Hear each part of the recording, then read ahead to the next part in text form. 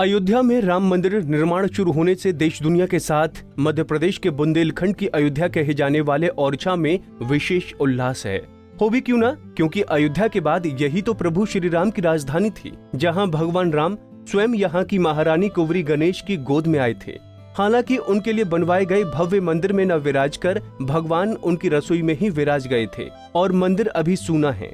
तब से बुंदेलखंड में गूंजता है राम के दो निवास खास, दिवस ओरछा रहत शयन अयोध्यावास। यानी श्री राम के दो निवास हैं। दिन भर ओरछा में रहने के बाद शयन के लिए भगवान राम अयोध्या चले जाते हैं। मंदिर के पुजारी विजय गोस्वामी बताते हैं कि प्रतिदिन रात में ब्यारी की आरती होने के बाद ज्योति निकलती है, जो कीर्तन मंडली के साथ पासे स्थित पाताली हनुमान मंदिर ले जाई जाती है। मान्यता है कि ज्योति के रूप में भगवान श्री राम को हनुमान मंदिर ले जाया जाता है, जहां से हनुमान जी शयन के लिए भगवान श्री राम को अयोध्या ले जाते हैं।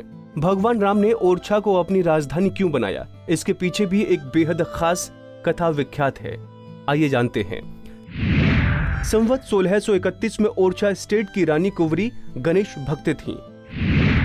एक दिन रानी ने राजा मधुकर शाह से अयोध्या जाने की जिद की, जिस पर राजा ने कहा कि राम सच में है तो ओरछा लाकर दिखाओ। इसके बाद महारानी कुंवरी गणेश ने अयोध्या जाकर कठिन तप किया। 21 दिन बाद भी कोई परिणाम नहीं मिला तो वो सरयू नदी में कूद गई, जहां भगवान श्री राम बाल स्वरूप में उनकी गोद में बैठ गए। इसके बाद भगवान कुछ शर्तों के साथ ओरछा जाने को तैयार हो गए। ओरछा में भगवान राम की स्थापना के लिए भव्य मंदिर का निर्माण करवाया गया, लेकिन मंदिर को भव्य रूप दिए जाने की तैयारी के चलते महारानी कुंवरी गणेश की रसोई में भगवान को ठहराया गया था, जिसके बाद शर्त के मुताबिक वो वहीं विराजमान हो गए। राम जी को प्राकट करा के जो है संपूर्ण जनमानस को राम जी का दर्शन कराया और अपने इष्ट का दर्शन कराया। इसीलिए लोग कहते हैं भाई प्रगट कृपाला, दीन दयाला, कौशल्या हितकारी। इसी तरह से अयोध्या के समान ही ओरछा नगरी का भी महत्व है, क्योंकि ओरछा की जो रानी हुई है भक्तमती कुंवर गणेशी, उन्होंने अपनी भक्ति के द्वारा ही राम जी को साक्षात अयोध्या की सरयू नदी में प्रकट करके और ओरछा के सिंहासन पर विराजमान कराया।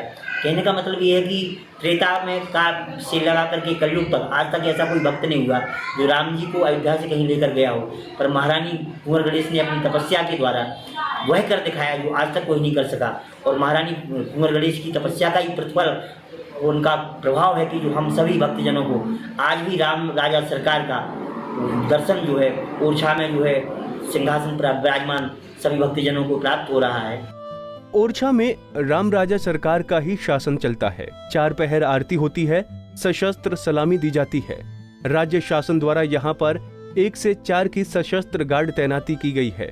मंदिर परिसर में कमरबंद केवल सलामी देने वाले ही बांधते हैं।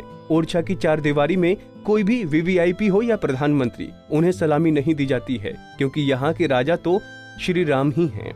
पंजाब केसरी टीवी के लिए राजेश चौरसिया की रिपोर्ट।